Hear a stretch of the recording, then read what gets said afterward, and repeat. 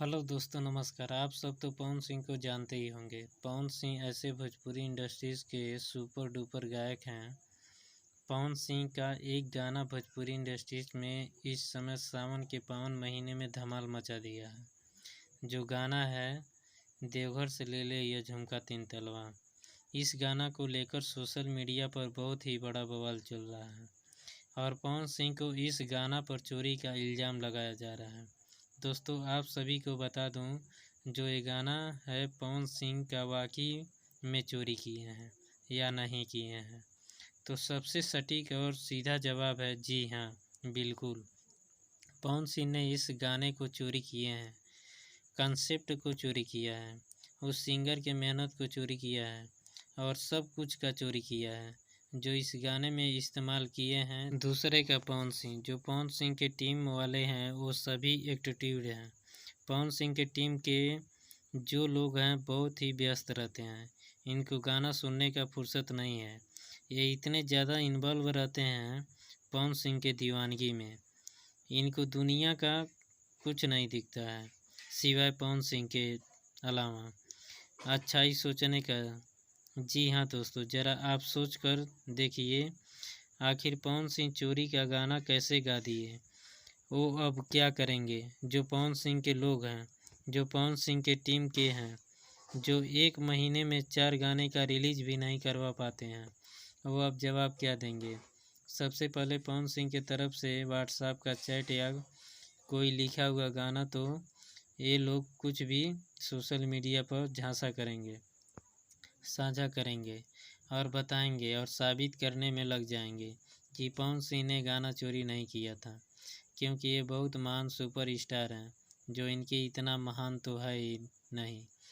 सुर सम्राट Pawan Singh power star हैं, तो गाना चोरी कैसे कर सकते हैं? लेकिन हम यहाँ पर रवि यादव को सुपर स्टार कहना चाहेंगे, क्योंकि इस गाना को पवन सिंह के गाने से 12 दिन पहले रिलीज हुआ। भले ही पवन सिंह बड़े सुपर स्टार हैं, इसका ये मतलब नहीं है कि रवि यादव भोजपुरी इंडस्ट्रीज में गाना गाते हैं तो इनका व्यूज कम आते हैं। तो अब लेवल छोटा है। हम आपको बता दें दोस्तों, व्यूज से किसी का लेवल नहीं नापा जा सकता है। रवि यादव के गाने में लिखने में इतना ज़्यादा टैलेंट था, जिनके वजह से पवन सिंह को मजबूरी हो गया रवि यादव का गाना चोरी करने का। दोस्तों, बात करें रवि यादव का, तो ये बड़े लोगों के पास नहीं पहुंच पाते हैं।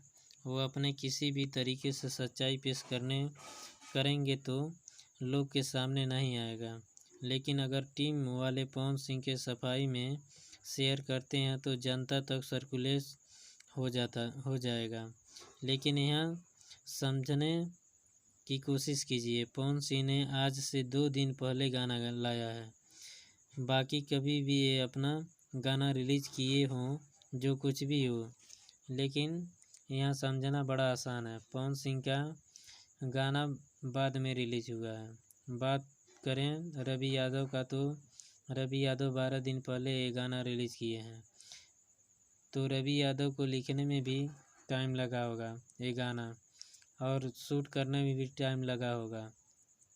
गाना रिलीज होने में तो बहुत सारे टाइम लगते हैं, आप लोग तो जानते ही होंगे।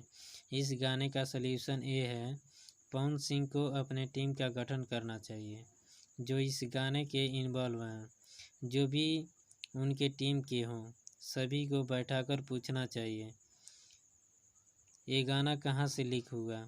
जी हाँ दोस्तों, आप सभी को बता दें, इस तरह से दूसरी बार है जो दूसरे का गाना गा रहे हैं पवन सिंह। लेकिन जब ये दूसरी बार घटना घटी है, पुख्ता जानकारी लेने के लिए पवन सिंह को, क्योंकि ये जानकारी नहीं लेते हैं, जनता के सामने ये बातें नहीं रखते हैं, तो क्या ही फर्क रह जाएगा एक चोर सुपर स्टार में और एक सम्मानित सुपर स्टार में, जिसका भोजपुरी इंडस्ट्री सम्मान करता है। देखिए, आप लोगों को बता दें, चोर चोर ही होता है, चाहे वो कोई भी हो। एक गाना चोरी करके गाए या 10 गाना चोरी करके गाए, चोर ही कहलाएगा। लेकिन उस चोरी पर आप किस प्रकार से एक्शन लेते हैं, किस तरह से जनता की बातों का जवाब देते हैं, वो आपके अंदर के मानवता को दिखाता है कि आप कितने बेहतर व्यक्ति हैं कि दूसरे का गाना चोरी नहीं किए थे, गलती से गा दिया था। दूसरे किसी के वजह से दोस्तों वीडियो इसी तरह का अपडेट पाने के लिए और अन्य प्रकार की वीडियो अपडेट पाने के लिए हमारे चैनल को सब्सक्राइब करें, लाइक करें, कमेंट करें और ज़्यादा से ज़्यादा शेयर करें। धन्यवाद। फिर अगले बार वीडियो में मिलते हैं। धन्यवाद।